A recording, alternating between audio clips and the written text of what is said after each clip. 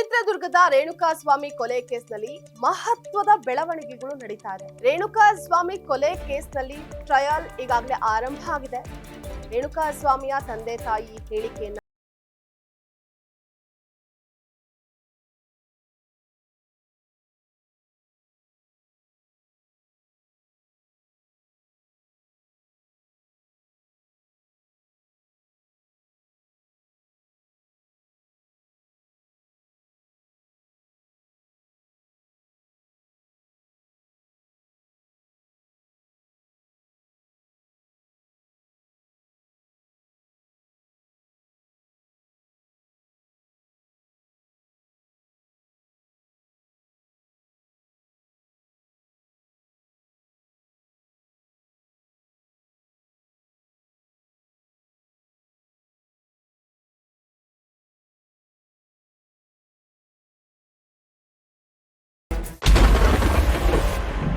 ರತ್ನಪ್ರಭಾ ಅವರ 8 ಅಂಶಗಳಲ್ಲಿ ಪ್ರಾಸಿಕ್ಯೂಷನ್ ವಿರುದ್ಧವೇ ವ್ಯತಿರಿಕ್ತವಾದಂತಹ ಹೇಳಿಕೆಯನ್ನ ನೀಡಿದ್ದಾರೆ. ಮಗನ ಮೊಬೈಲ್ ಬಗ್ಗೆ ಗೊತ್ತಿಲ್ಲ ಅಂತ ಹೇಳಿ ಕೋರ್ಟ್ನಲ್ಲಿ ಹೇಳಿದ್ರು. ಇನ್ನು ಪೊಲೀಸರ ಮುಂದೆ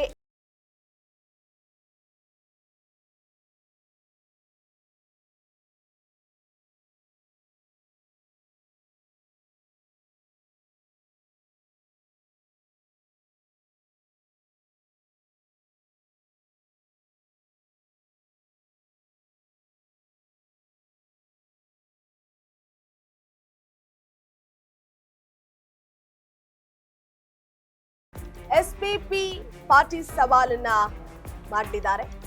ಖುದ್ದು ಎಸ್ಪಿಪಿಯೇ ರತ್ನಪ್ರಭಾ ವಿಚಾರಣೆಯನ್ನ ನಡೆಸಲಿದ್ದಾರೆ.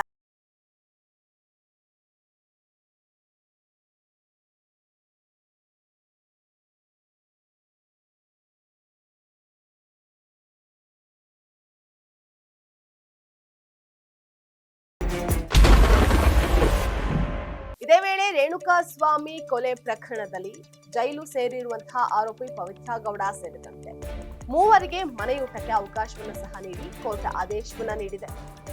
ಜೈಲಿನಲ್ಲಿ ಒಳ್ಳೆ ಊಟ ಇಲ್ಲ, ಹೀಗಾಗಿ ಅನಾರೋಗ್ಯ ಕಾಡ್ತಾ ಇದೆ ನಮ್ಮನ್ನ.